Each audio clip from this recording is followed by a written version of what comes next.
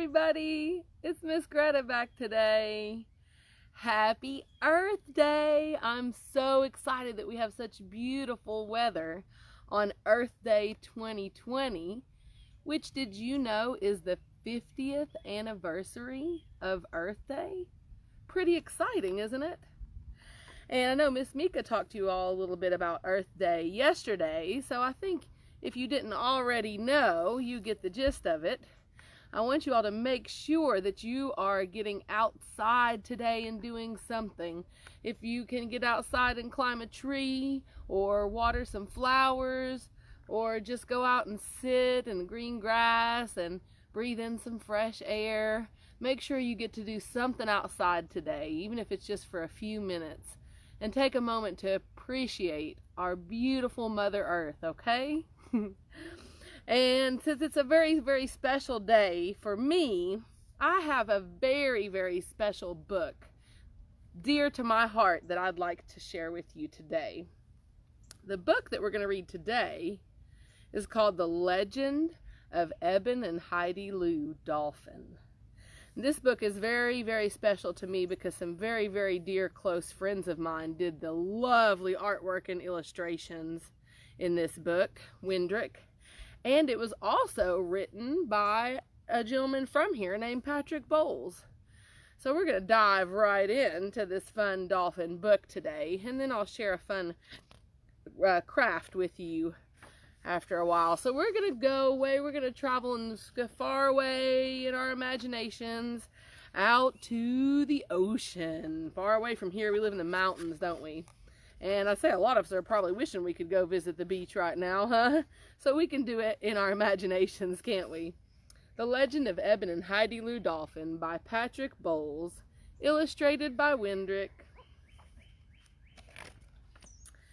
And this story, Patrick Bowles dedicated to his grandchildren, who he says fill him with wonder and magic. Isn't that sweet?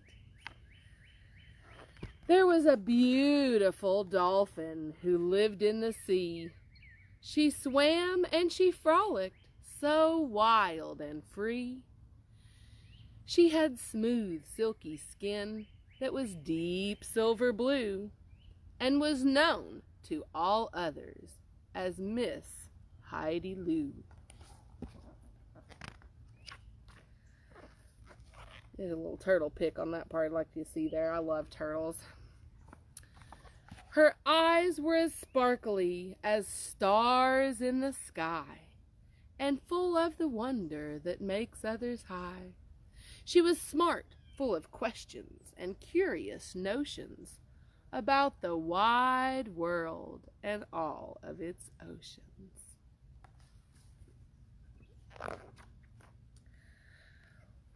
One day she was swimming out far from the land when she saw a large ship that looked out of hand.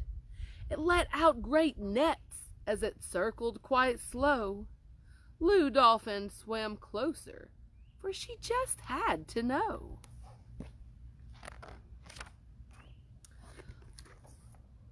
What was going on here in this part of her home?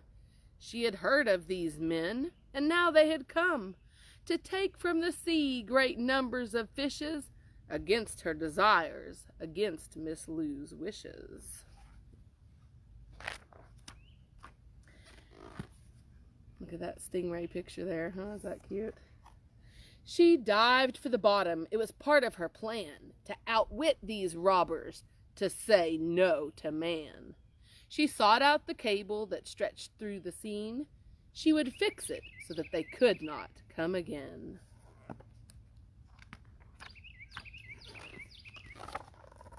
Lou would wrap the great cable beneath the ship's hull and wait for the winches to pull and to pull.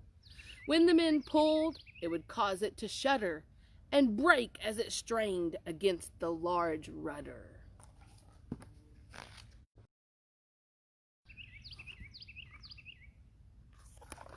But something went wrong as the net tightened in. Heidi the dolphin was caught by her fin. She wiggled and thrashed, but could not shake loose. She was gasping for air like a man in a noose. Lou cried out for help, but she had come all alone and thought, I will die here and sink like a stone. Oh no.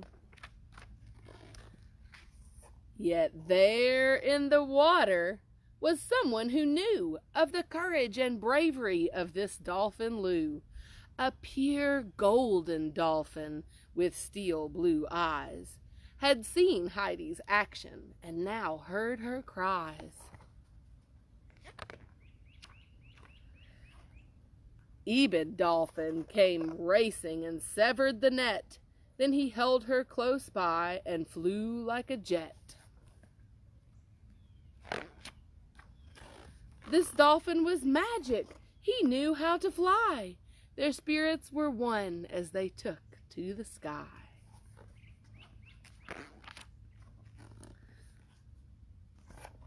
They landed most gently in a warm tropic bay where the bright sun was setting to close out the day.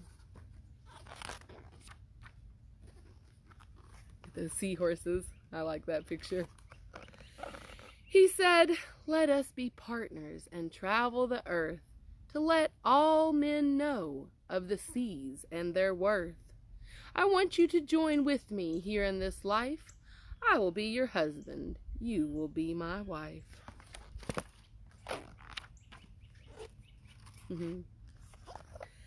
They laughed while they played and they danced in the ocean, relaxing and swaying in the soft current's motion. They swam and they leaped over reefs and sandbars, and at night they went flying way out to the stars.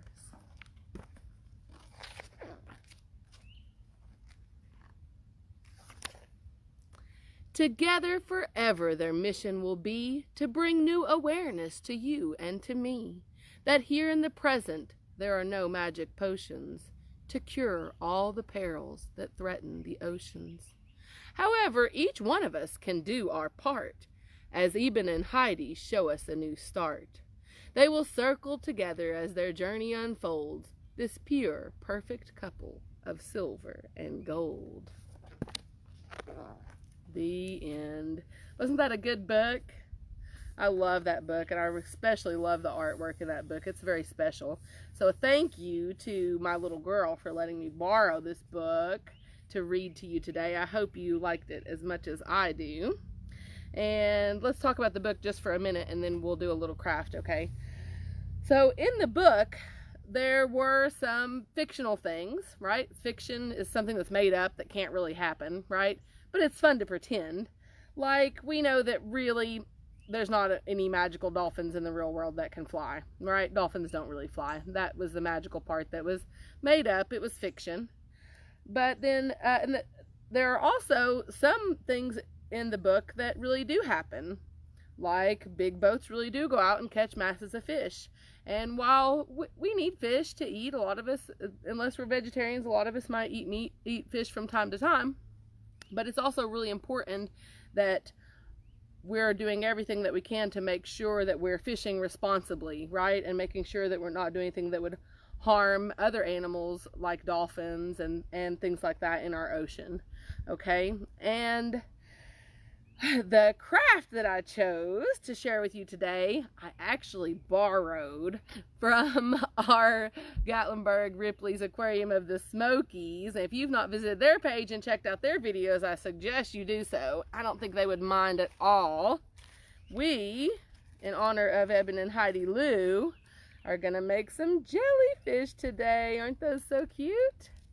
Okay, so what you're gonna need is a paper plate. We had some little tiny ones that someone had given us a while back lying around, because we don't usually use paper plates. And you're going to need some scissors, and you're going to need some glue, okay? And some magic markers or pencils, colored pencils or paint or crayons or just whatever you have, whatever you like to use. And first you're going to cut a paper plate in half like that, because now we have two jellyfish heads, don't we? Just like that, yep. And you're also gonna need some scrap paper, or we use part of a catalog that we got sent in the junk mail. We try to reuse those when they get sent to us. okay? And you're gonna tear out a page. We like the colorful page. We want ours to be pink, so we found a page that had some pink in it. And then you're gonna cut. You're gonna cut into long strips like this for our tentacles, okay?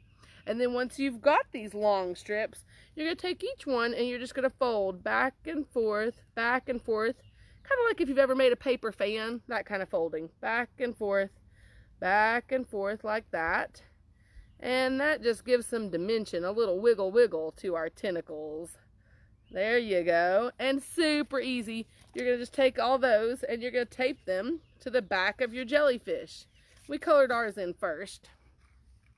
I wanted to make mine all pink. So mine's all the way pink. And my little girl likes rainbow everything. So she made a rainbow jellyfish. She colored them in rainbow. And then once you've got your tentacles all glued on there and it colored in all nicely, we are just crazy about googly eyes. We love sticking googly eyes on everything. So we put googly eyes on ours so they can wiggle around because we thought that was funny. But if you don't have googly eyes, you can just draw them on. You can use pen or marker, just whatever you want to make your eyes for your jellyfish, okay? And don't forget, when you're done making any kind of crafts that you have out of reusables, to make sure that you message us on Facebook, or if you don't want to do that, you can, if it's easier, you can email it to kccbdirector@gmail.com, or even my personal email, Gretacarr, GRETTACARR@gmail.com. Share those pictures with us of the crafts that you're making at home. And when you've done one out of a reusable item, make sure you send them so that we can enter you in our Funky Junk Art Contest. It's going to be exciting. And also, before I go, I just want to remind you all to check out our other Earth Day activities if you haven't already on our Facebook page. Miss Mika posted lots of cool free printables. It's super easy to print at home. Or you could just do, like, there's a scavenger hunt that we've been doing today that's really fun. If you don't have a printer at home, you can just pull up that picture and look at it and check them off as you go, or write it down in a notebook and take it with you. All kinds of ways you can do that. And I shared an Earth Day bingo that looked pretty cool on there. We've barely gotten started on that one. But I hope you all have a very happy Earth Day. And please, please, once again, make sure that you're getting outside and soaking up some sunshine and breathing some fresh air and doing just absolutely anything that you enjoy to do out in nature and appreciating our Earth, okay?